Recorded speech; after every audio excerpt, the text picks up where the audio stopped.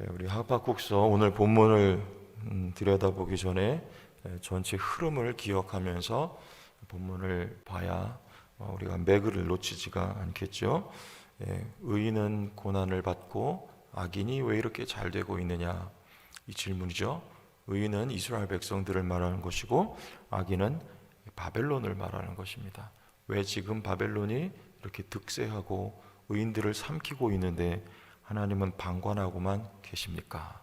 이런 하박국 선지자의 질문 앞에 우리 2장에 쭉 하나님의 응답이 기록되고 있는 내용을 우리가 보고 있습니다. 그런데 오늘 9절부터 20절까지는 네 가지 화가 선포되고 있어요. 누구에게 대한 화요 저주인가? 바로 그 이스라엘 백성들이 지금 이해할 수 없다 한 그 바벨론, 하나님의 백성이 아닌 이방인들, 한마디로 악인들에 대한 화요 저주가, 심판이 이렇게 선포가 되고 있습니다. 첫 번째 화는 우리 9절부터 11절까지입니다.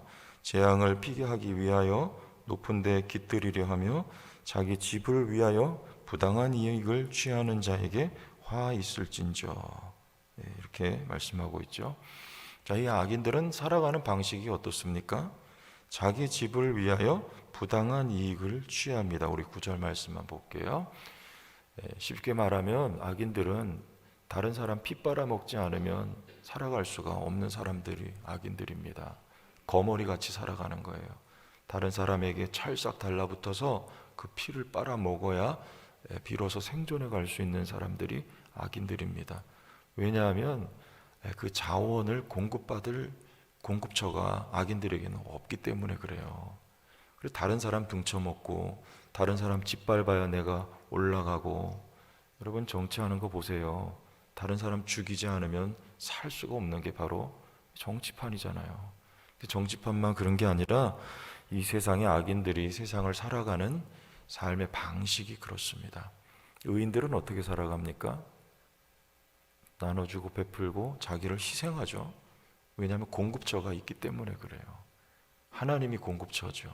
아무리 퍼내도 마르지 않는 샘과 같이 자기를 희생하고 내어주어도 예수 그리스도처럼 공급처가 분명하기 때문에 의인들의 방식은 악인들의 삶의 방식하고 구분이 됩니다. 그래서 하나님은 오늘 첫 번째로 그 악인들에 대해서 화를 선포하고 있는 거예요. 두 번째 12절부터 우리 14절 말씀의 두 번째 화, 12절, 피로 성읍을 건설하며 불의로 성을 건축하는 자에게 화 있을진저. 그렇죠? 근데 14절은 이런 말씀을 해요. 이는 물이 바다를 덮음 같이 여호와의 영광을 인정하는 것이 세상에 가득함이니라. 자, 이게 왜 여호와의 영광을 말씀하고 있어요? 근데 피로 뭘 건설합니까? 성읍을 건설해요. 성을 건설하죠. 왜 건설해요? 첫째는 자기들의 안위를 위해서 성을 짓고, 두 번째는 자기들의 영광을 위해서 성을 짓는 것이죠. 창세기에 우리 가인이 에녹성을 짓죠. 그건 자기의 안위를 위해서 지은 성이며, 11장에 가면 바벨탑을 짓습니다. 그것은 자신들의 영광을 위하여 지은 성이에요. 근데 이 말씀을 보면 시편 127편이 생각납니다. 여호와께서 집을 세우지 아니하시면 세우는 자의 수고가 뭐하다? 헛되다. 여호와께서 성을 지키지 아니하시면 파수꾼의 경성함이 허사로다. 이 말씀입니다. 세상 사람들은 자기를 위해서, 자기 영광을 위해서 성을 건축하지만 그건 세상 사람들의 방식이에요. 내가 날 지키고 나의 영광을 위하여 내가 성을 쌓는 인생들. 그러나 의인들은 그렇지가 않습니다. 나를 위하여 하나님이 집을 지어주시고 다윗에게 그렇게 말씀하셨잖아요. 집을 내가 지어주리라. 그리고 나의 영광을 위하여 하나님이 성을 쌓아주시는 인생들이 바로 성도요 의인들이라는 것을 우리 말씀을 통해서 비춰보아 알 수 있습니다. 세상 사람들이 지은 성은 그래서 모두가 다 수포로 돌아갈 수밖에 없어요. 다 물거품이 될 수밖에 없습니다.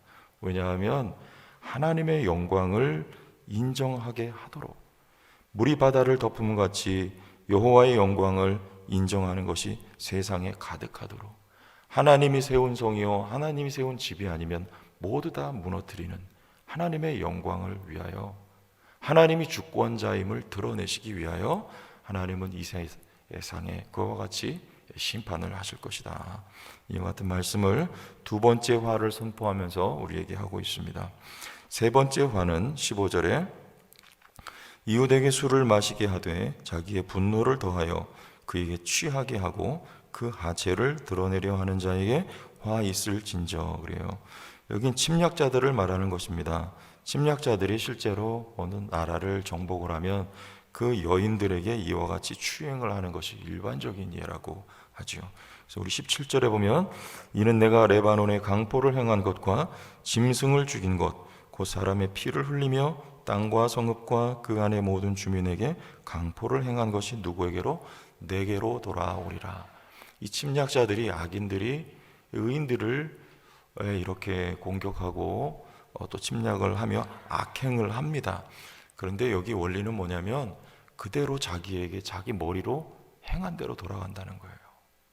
여러분, 이 심은 대로 행한 대로는 하나님의 창조의 섭리예요. 하나님이 그렇게 만드셨습니다. 자연 만물은 하나님이 행하신 일을 그대로, 또 하나님을 비춰주는 거울과 같은 역할을 하고 있어요. 여러분, 세상을 보세요. 심지 않은 것 거두는 거 있습니까? 그리고 심지 않은 것이 나는 거 있습니까? 그대로 심은 대로 사과를 심으면 사과가 나고 감을 심으면 감이 나는 거, 이게 하나님께서 창조하신 그 섭리란 말이죠. 우리의 행위도 삶도 마찬가지입니다. 악인들을 부러워할 필요가 없어요. 그들이 악을 행하는 건 그냥 내버려 두면 돼요. 하나님이 굳이 저들을 심판하지 않아도 하나님이 그렇게 창조해 놓으셨습니다. 그리고 지금도 이 세계를 하나님이 살아 계셔서 주관하고 계신 한은 반드시 자기가 심은 대로 행한 대로 거두게 되어 있습니다. 여러분, 누가 잘못하는 사람 있거들랑 사랑이 있다면 권면해 주세요. 그러니까 그 권면을 받고 돌이키면서 하는 거예요. 그런데 권면을 받지 않으면 그냥 기도해 주시고 두세요. 참 이게 무서운 대목입니다. 그냥 본인이 행한 대로 다 거두게 돼 있어요. 행한 대로 거두게 돼 있습니다. 내가 복을 심으면 복을 받을 것이요, 내가 불성실을 심으면 불성실을 거둘 거예요. 이 악인들도 그와 같이 될 것이라 진노를, 화를 선포하고 있습니다. 우리 18절부터 20절까지 마지막에 우상을 섬기는 자에게 화가 있을 것이다.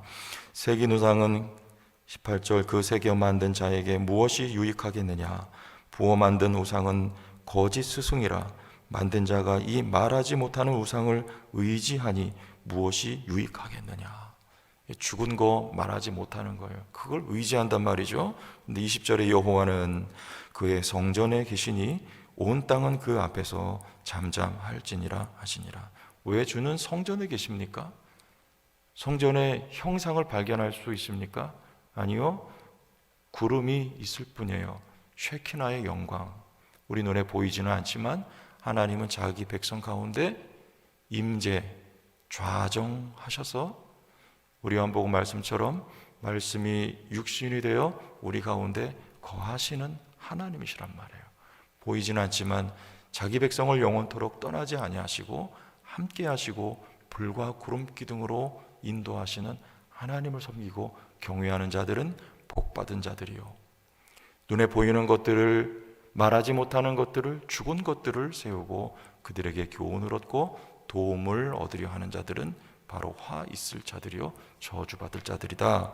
그러므로 그들을 부러워할 것이 없다. 이와 같이 오늘 하박국에게 여호와께서 말씀하고 계신 것입니다. 자, 여러분, 성경에 보면 복받은 자를 뭐라고 묘사합니까? 이 악인들은 다 잘 되는 것 같아요. 그러니까 지금 잠시 득세하는 것 같고요, 성공하는 것 같고요, 잘 나가는 것 같습니다. 그러나 그들에게는 여지없이 화가 선포돼요. 악인들에게는, 의인들에게는요, 우리 마태복음 5장과 누가복음 6장에 보면 반대 개념이에요. 줄인 자 복이 있을지어다. 복이 선포돼요. 근데 그들의 모습은 이 땅에서의 현실은 줄인 자요, 가난한 자요, 우는 자요, 핍박을 받는 자의 모습으로 드러납니다. 그러나 그들에게 주님 말씀하시는 것은 복이 있을지어다. 이렇게 선포하고 시작하는 거예요. 여러분, 누가 복받은 사람입니까? 이게 성도의 현실이에요. 악인들은 말씀드렸죠. 잠시 쓰임받다가 버려질 삶들이에요. 그러나 의인들은 이 땅에서는 고난 속에 있지만 영원토록 빛날 보석 같은 하나님의 사랑하는 백성들이란 말이에요. 시편 1편에 복 있는 자는 시냇가에 심겨진 나무가 그랬어요. 그 시냇가에 더 깊이 심겨지도록 하나님이 작업하고 계신 인생들이 바로 성도들이란 말입니다.